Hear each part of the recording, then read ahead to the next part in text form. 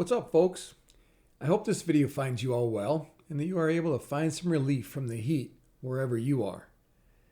If you're just tuning in to see how my progress is going, I thank you for that and be prepared to be underwhelmed.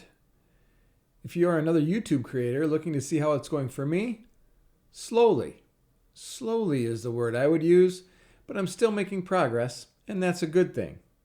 Stick around for a bit and I'll share my metrics 3 full weeks into this challenge/experiment, and I'll also share some of the tools I'm using to make my videos.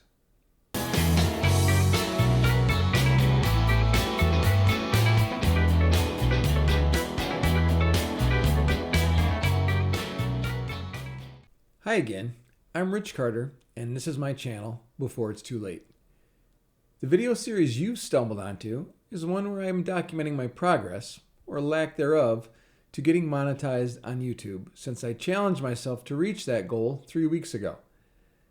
I promised myself I'd share my actual metrics with the world weekly in an attempt to hold myself accountable and share what seems to be working and not working with other small YouTubers out there.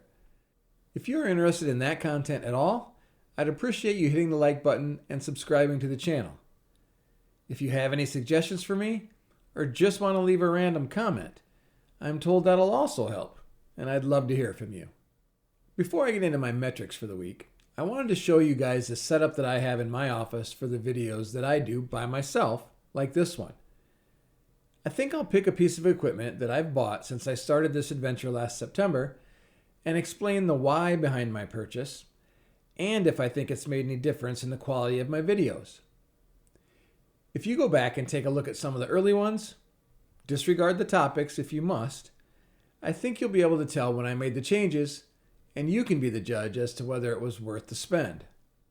As a side note, when I started my channel last September, I told myself I wouldn't spend any money, or at least very little on it.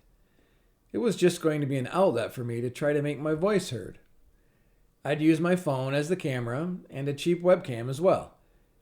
I had a friend that did all of the early editing, and the technical equipment I had, some lights and a couple of different microphones, were on loan to me by that same friend and one other.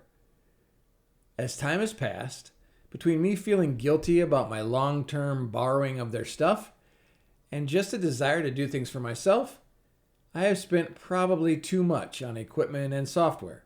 I have learned to do all my own editing and continue to challenge myself to make the stuff that I put out less amateurish. Again, you guys are the final judges of that. Here is what my desk looks like today, after I cleaned the mess off of it for this photo. For the first 8 months of my channel, I did almost all of the videos sitting behind that desk. One of the things that drove me crazy when I watched my own videos was when I could see my eyes reading notes or scripts. I was using an application on my phone that allowed me to record using the phone camera, and on the screen would be the script.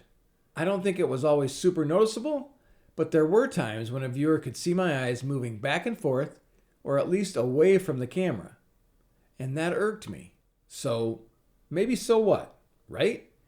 My friends told me that it wasn't that noticeable, but I could see it, so therefore it bothered me. I first ordered a teleprompter device before Christmas last year that would supposedly work with my phone for like $100. But I couldn't make it work good enough for me to justify the spend, so Amazon got that one back. I'd done a lot of searching for teleprompters that were not super expensive, and I found one review of a product that was set to come out in March. It was the Elgato Prompter. I really liked the idea that the device would basically be a third monitor, and I could use it for more than just recording the channel videos. I know I'd told myself that I wasn't going to spend much money, but since I was clearly enjoying making the videos, I decided I would spend some money and call it a hobby I was taking up and wanted to get better at. So, in February, I ordered one. It showed up when I was on vacation in March, and I started using it right away. It is super easy to use. The companion software makes it really easy to copy scripts, and you can use almost any webcam or camera with it, including a phone. It works like any other teleprompter in that you can adjust the scrolling speed and the size of the font. You can also adjust the opacity so you can see yourself in the monitor while you're reading. I'm using it right now. I'm not selling this thing. but I'll tell you that it made me feel much better about my talking head in those videos. I also got the Elgato Facecam Pro, but I'll save discussing that for another time. The prompter wasn't cheap, like $280, but you can make it cheaper when you bundle with other stuff from Elgato, thus the camera for me. Again, I'm fortunate enough to have some disposable income, and I know some of you may not have that luxury. Do I think that noticing my eyes moving was keeping anyone from viewing my videos and subscribing to my channel? No. But this has become a hobby for me, and my personality forces me to be happy with the product I'm producing.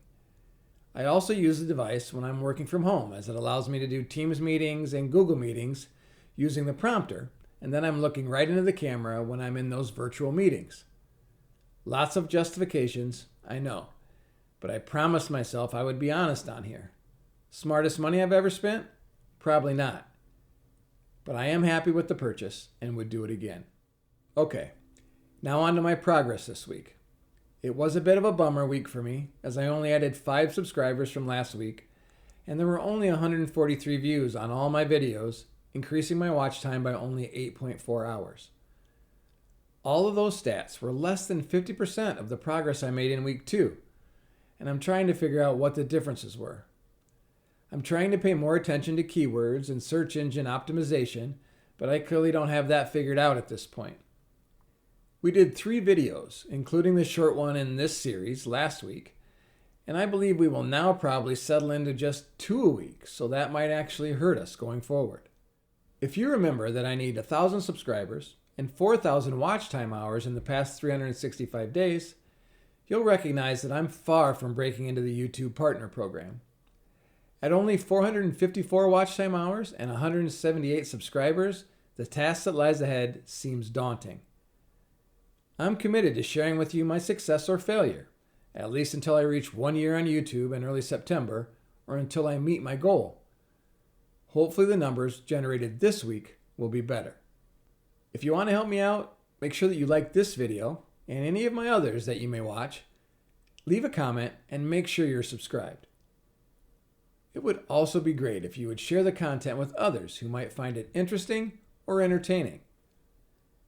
Come back next week to see if I can get things moving in the right direction a little faster, or if the YouTube algorithms are aligned against me. I'm going to blame it on that at least, just so I don't descend into a pit of despair. Just kidding. Thanks for watching. I hope you see me again next week, and God bless.